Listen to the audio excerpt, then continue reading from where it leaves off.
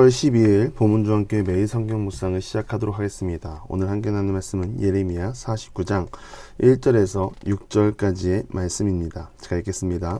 암몬 자손에 대한 말씀이라. 여호와께서 이와 같이 말씀하시되 이스라엘이 자식이 없느냐 상속자가 없느냐 말감이 갓을 점령하며 그 백성이 그 성읍들에 사는 것은 어찌 됨이냐. 여호와의 말씀이니라. 그러므로 보라, 날이 이르리니 내가 전쟁 소리로 암몬 자손의 라빠에 들리게 할 것이라. 라빠는 폐허더미 언덕이 되겠고 그 마을들은 불에 탈 것이며 그때 이스라엘은 자기를 점령하였던 자를 점령하리라. 여호와의 말씀이니라. 해소보나 슬피 울지어다. 아이가 황폐하였도다. 너희 라빠의 딸들아 부르짖을지어다. 굵은 배를 감고 애통하며 울타리 가운데에서 허둥지둥할지어다. 말감과 그 제사장들과 그 고관들이 다 사로잡혀 가리로다. 배역한 딸아, 어찌하여 골짜기 곧 내 흐르는 골짜기를 자랑하느냐. 내가 어찌하여 재물을 의뢰하여 말하기를 누가 내게 대적하려 하여 오리요 하느냐. 주 만군의 여호와의 말씀이니라. 보라, 내가 두려움을 내 사방에서 내게 오게 하리니 너희 각 사람이 앞으로 쫓겨날 것이요 도망하는 자들을 모을 자가 없으리라. 그러나 그 후에 내가 암몬 자손의 포로를 돌아가게 하리라. 여호와의 말씀이니라. 하나님께서 암몬 자손에 대하여 말씀하십니다. 이스라엘의 자식이 없느냐. 어려운 말씀으로 시작합니다. 이것은 사사시대를 좀 알아야 합니다. 사사 입다의 때에 일어난 일입니다. 암몬 자손이 갓 자손에게 분배된 땅을 지속적으로 침략했고 결국에는 빼앗았습니다. 하나님은 지금 암몬 자손을 심판하신 이유가 하나님이 직접 분배한 땅을 점령하고 차지했기 때문에 결국에는 이들을 심판으로 이끄시는 것입니다. 그렇다면 이스라엘의 자식이 없다는 말은 무슨 말일까요? 이 말은 하나님이 이스라엘 백성들의 주인이 되어주시고 그 후손들을 통해 예비해 놓은 땅이 있는데 그럼에도 불구하고 침략을 하고 있다는 것이죠. 이스라엘을 공격하고 그들의 땅을 빼앗으려 한 일이 단순히 국가 간의 영토 분쟁 차원의 일이 아니라 선민 이스라엘을 통하여 하나님의 나라를 세우고자 하는 하나님의 뜻에 대적하고 있다는 것을 지적하는 것입니다. 고대 근동에는 상속자가 없는 경우에는 자신의 기업이 타인에게 양도될 수는 있었으나 강제로 빼앗을 수는 없었습니다. 결국 하나님 주신 땅을 침략하는 행위는 불법적이면서 하나님 만왕의 주되심을 인정하지 않는 사건이 되는 것이죠. 그럼에도 불구하고 끊임없이 침략했던 것을 상기시키며 이들에게 심판을 내리신다고 말씀하시는 것입니다. 그래서 말하기를 말감이 갓을 점령하여 그 백성이 그 성읍에 사는 것은 어떻게 된 것인가 질문하며 심판의 정당성을 말씀하십니다.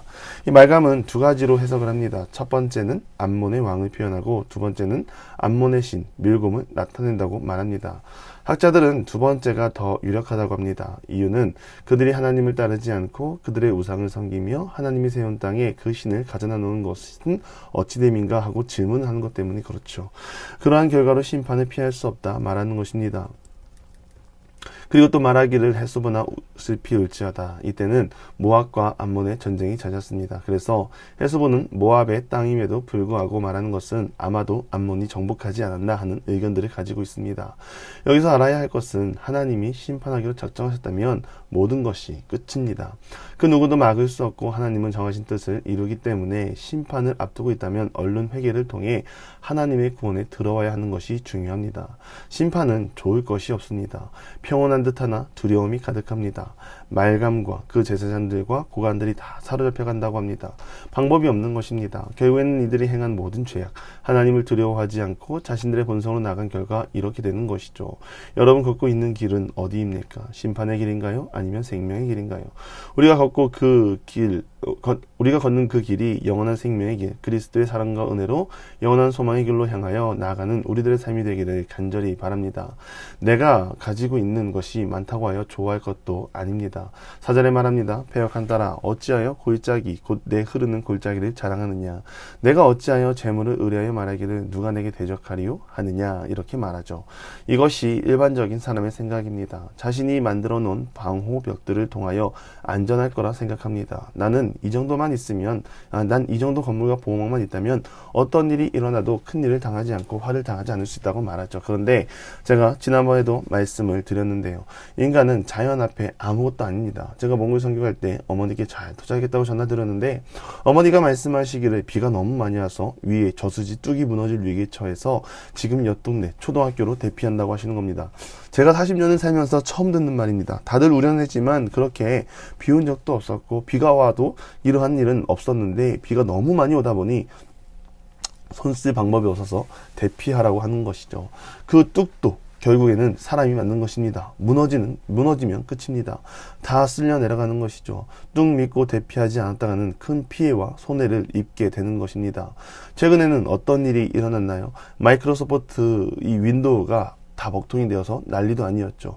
항공권 예약이며 비행기 스케줄 모든 것을 전산으로 하는데 전산이 마비되니까 처음에는 수기로 좀 하는 듯 했으나 기장이 안 오고 승무원이 안 오고 어디로 가야 할지 몰라서 공항에서 3일을 대기했다는 소식도 들었습니다.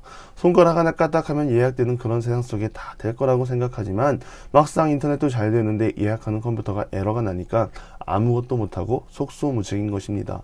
제가 이 말씀을 드리는 이유는 내가 가진 것으로 교만하지 말자는 것입니다. 겸손하게 행하자는 것입니다. 하나님이 지금 자신이 가진 것을 가지고 교만으로 행하는 안몬족속에게 말할 것입니다. 두려움이 사방에서 몰려올 것이다. 그것을 막을 자가 없을 것이다.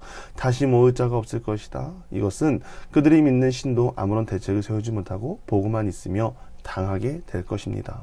심판을 행하시는 분은 하나님이십니다. 또한 그 심판을 통하여 다시 회복하시는 이도 하나님이십니다. 모든 주권이 하나님 안에 있으니 하나님을 믿고 따르면 모든 것이 해결이 됩니다. 우리는 이 땅을 살면서 우리의 의지대로 나아가 하나님을 반역하고 살 필요는 없습니다. 우리는 하나님 말씀에 순종하여 심판을 맞이하는 인생이 아니라 영원한 구원에 이르는 삶을 사는 우리 모든 기도의 용사들이 되기를 주님의 이름으로 간절히 축원합니다. 기도하겠습니다. 하나님, 내가 가진 것을 믿고 의지하여 교만하게 행하지 아니하게 하시고 늘 주님을 바라고 신뢰하고 나가는 주의 자녀 되게 하옵소서. 하나님을 반역하는 인생이 아니라 순종하는 인생이 되게 하시고 그 인생을 통하여 늘 하나님을 찬양하며 구원의 은혜를 누리며 나가는 주의 자녀로 세워 주옵소서.